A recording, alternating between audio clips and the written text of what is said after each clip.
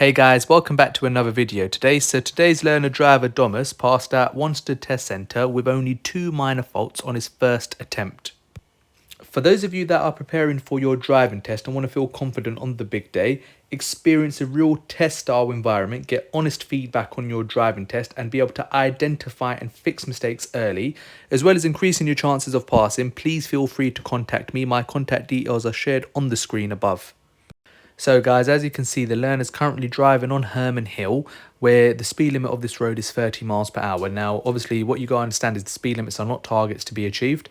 You need to assess and drive to the appropriate speed of the road. So depending on the level of congestion there is on the day and whether there's parked cars, you do need to really assess the appropriate speed.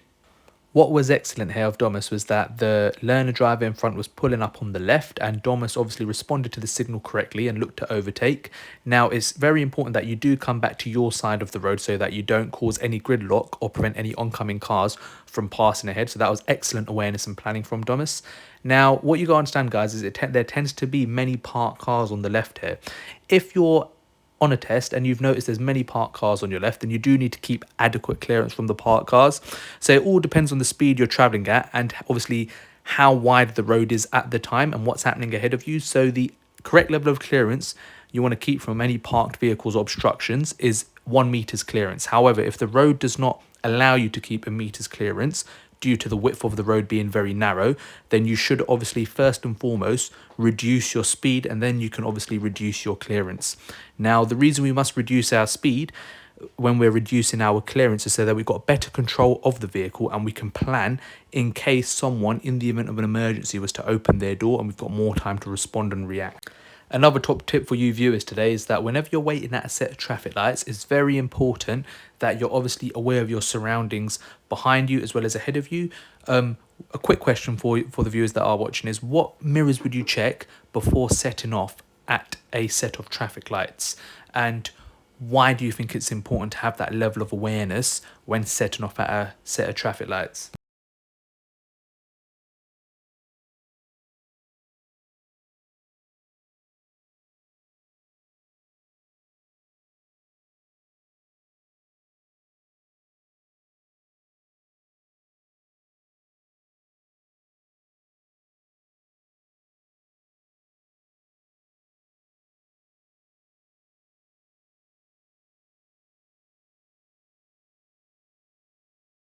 So as you can see here, guys, there's many parked vehicles on your left as well as a door being open. So Domus again responded really well and checked his mirrors and obviously pushed out to the right to overtake the obstruction.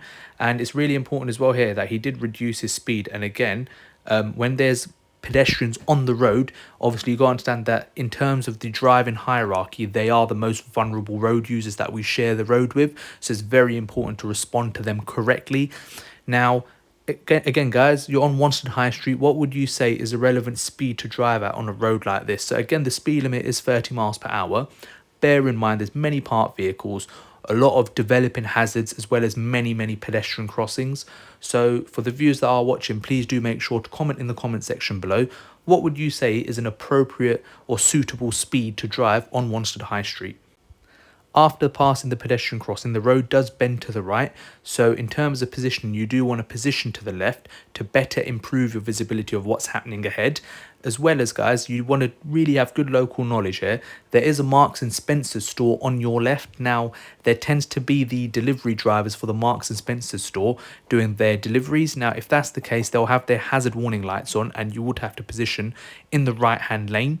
Now, on this occasion, however, that situation didn't occur and the examiner instructed the pupil to go ahead. So if you're looking at the road markings, the right lane is used to go ahead. However, if you did find yourself in the left lane, what would you deem is the most suitable thing to do?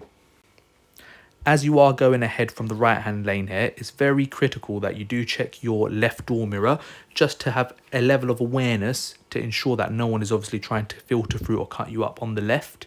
Now, also the speed has changed here to 20 miles per hour. So guys, do remember that 20 is plenty and speed limits are obviously rules that we must obey by as it is a law and the enforcement of the road, okay? So you don't want to be breaking the speed limit. Now, it's very important as well to understand why it could be 20 miles per hour. So due to local knowledge, there are schools nearby on this road, so maybe they could have placed it 20 due to the local schools nearby.